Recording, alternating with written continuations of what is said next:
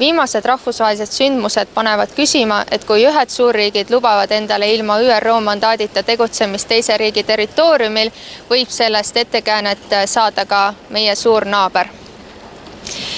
Lisaks käivad sotsiaalmeedias tulised arutelud teemal, kas tohiks nii kergekäeliselt kasutada sotsiaalmeedia postitusi rahvusvahelistes asjaajamistes.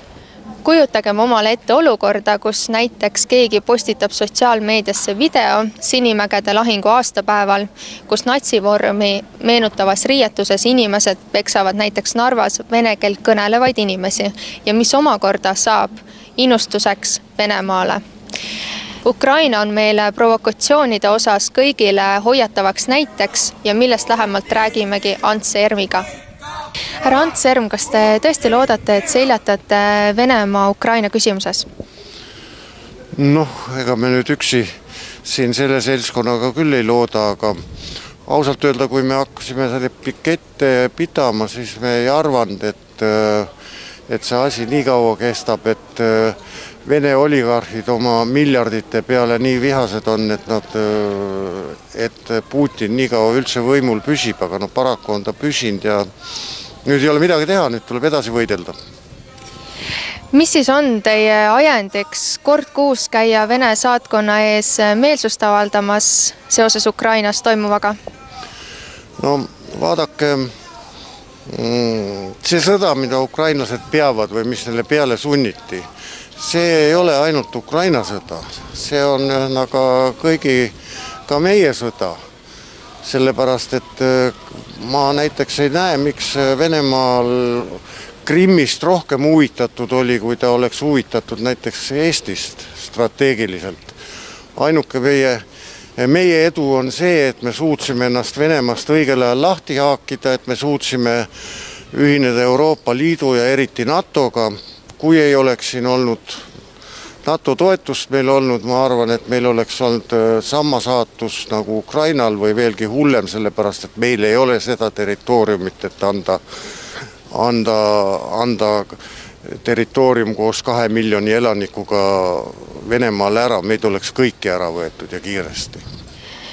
Üks EKRE noor poliitik hiljuti ütles, et välispoliitikas tuleks juhinduda kasumlikkusest. Kuidas sellesse suhtuta?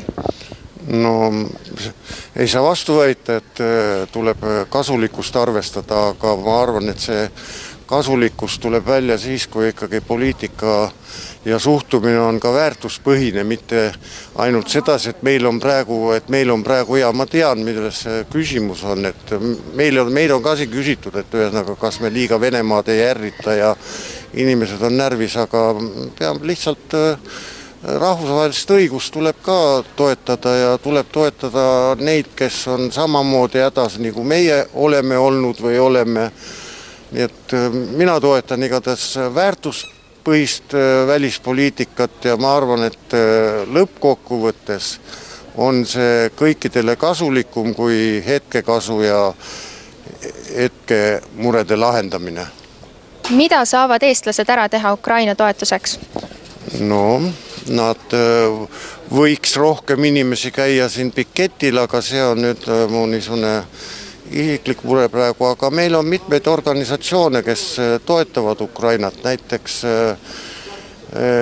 MTÜ Toeta Ukrainat on viinud sinna väga palju toetust, nii humanitaarabi kui ka poolhumanitaarabi, ehk siis ütleme mitte tapvad sõjaväevarustust nagu riided ja kuidas nad nüüd on, et lesakid ja kiivrid isegi. Vaba Ukraina teeb pidevalt meditsiinikoolitusi ja saadab meditsiinilist abi ja meil on neid organisatsioone veel, aga Ukraina Rahvuskongress tegeleb ukrainlaste toetamisega, nii et kui tahtmist on toetada, siis lüüa sisse Toeta Ukrainat, Vaba Ukraina, niisugused mõisted ja leiab inimesed, leiab arved, leiab mida saab teha. Teha on palju võimalik. Aga rääkides teie meele avaldamisest, kindlasti on teil ette tulnud nii rõõmustavaid kui kurvastavaid seiku. On teil näiteid tuua? Rõõmustavaid on päris palju. Rõõmustavad on eriti, kui siin satuvad läbi minema Ukrainast tulnud inimesed, kes on meeldivalt üllatunud ja meil oli isegi ükskord üks niisugune seik, et juhtum, et kogu seltskond jäi pidama ja võttis Ukraina hümni ülesse siin, lauldi terve hümn maha. Rõõmustavaid on seda olnud, et on ka näiteks Peterburist ja Moskvast tulnud inimesed ja toetanud meid, pistnud käe pihku, et aidata. Kurvastavamad, ma ei tea, kui palju see kurvastab, eks seda keskmist näppu näidatakse siin palju. Ma isegi ütleks, et meie kohalikud muulased on selles osas aktiivsemad, turistid on võib-olla niimoodi, lähevad tihtipeale vaikselt mööda.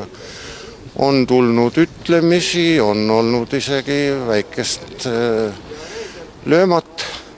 Ma olen ühtedest prillidest lahti saanud, aga see kõik käib asja juurde. Aitäh! Minu meelest on Ants Ermi ettevõtmine imetlusväärne just sellepärast, et inimene pole löönud käega, et minust ei sõltu siin midagi. Ka suured jõed saavad alguse pisikestest veepiiskadest. Rohkem uudiseid Vabaerakonna tegemiste kohta leiad portaalist vabauudised.ee.